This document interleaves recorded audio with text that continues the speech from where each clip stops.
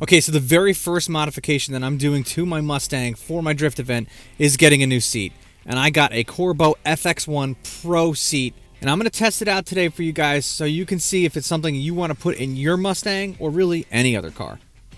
Alright, we're going to see how I sit in it. I'm 5'10", about 182 pounds. It's definitely supporting me here. Would you want to sit with me? Yeah. Okay, fine. Definitely supports here and here. Shoulders, not too big. I think it should be okay. Shifting it's nice and comfortable. Keep me in the seat, right? Right. Right. Very nice. Okay. I guess so. So in addition to the Corbeau FX1 Pro seat, which for me fits pretty good, considering I'm 5'10"-ish, 5'9", 5'10", 182 pounds, size 34-ish waist. That says it'll go up to a 36, but I feel like it fits me pretty snug and good, so I wouldn't really suggest going much bigger than 34, 35-inch waist. I got the specific Corbeau brackets for this that'll allow me to slide the car. It is a fixed back seat. I'm going to be driving on the street, but obviously for drift purposes, we want it to be pretty solid. So this is actually designed specifically to work with the Corbeau seat. It can be bolted right to it, right from the bottom, which is what we're going to do. And this actually is a direct replacement and is specifically designed for the Mustang. These are the Corbeau sliders. This bracket is designed for the Mustang. So it worked out perfectly. We're going to bolt the seat to this, and then we're going to put it on and put it in the car.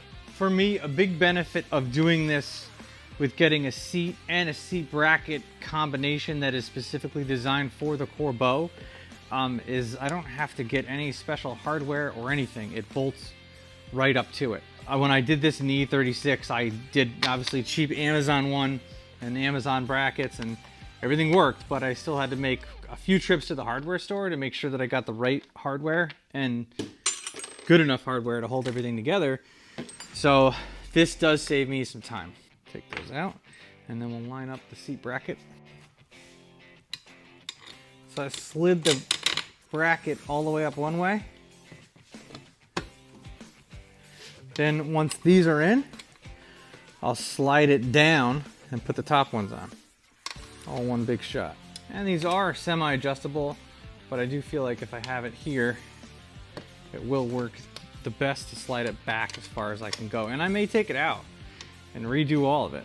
We'll see. All right, so what I did was I just got the bolts in far enough where I could slide it up and down.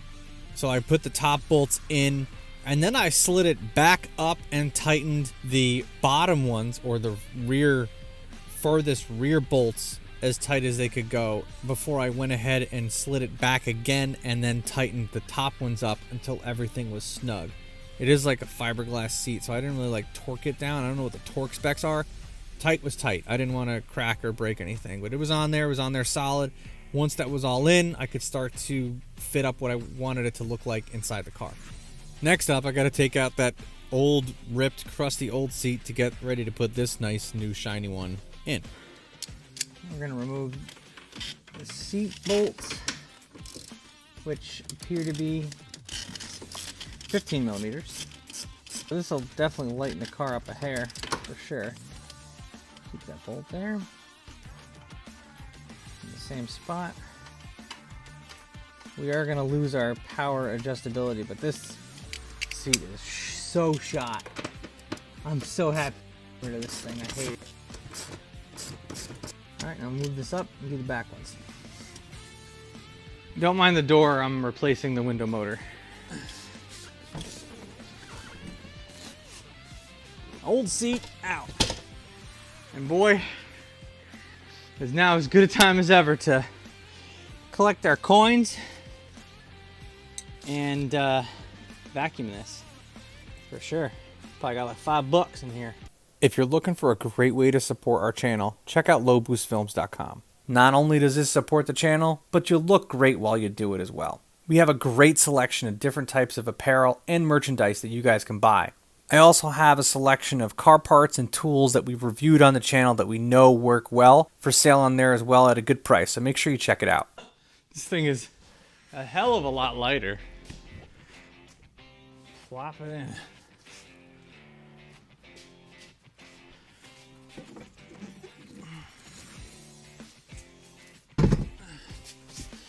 We're gonna line it up with the holes in the front first. Bolt those in, and then I could slide those back to make it fit. I'm just gonna put these here just to hold the seat in place. Then I'll do the back bolts, and then we'll tighten everything in.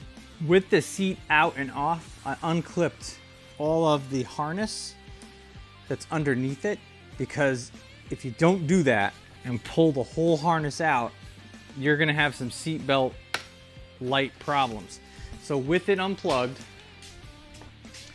moved it over, and the only two plugs that you have to plug back in is this one here, which is for your seat belt, and then the main one here, which is for, that goes to the rest of the car. Now all the other ones there are for like your lumbar and all your seat adjustments and whatnot, but the only thing I need on this is just the seatbelt light, which goes off of that.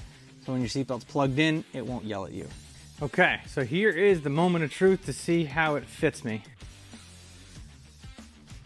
Honestly, getting in it isn't that bad. Wow, it's way far back, which will make it easier to get in. And I'm like right there. Oh yeah. Perfect. I'm a little high, but not really any higher than I was before with the stock seat.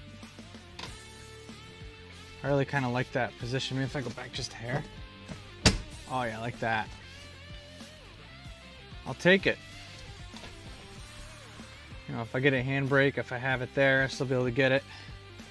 So the only thing I might do is I might use some spacers, washers to raise up the front just a little bit.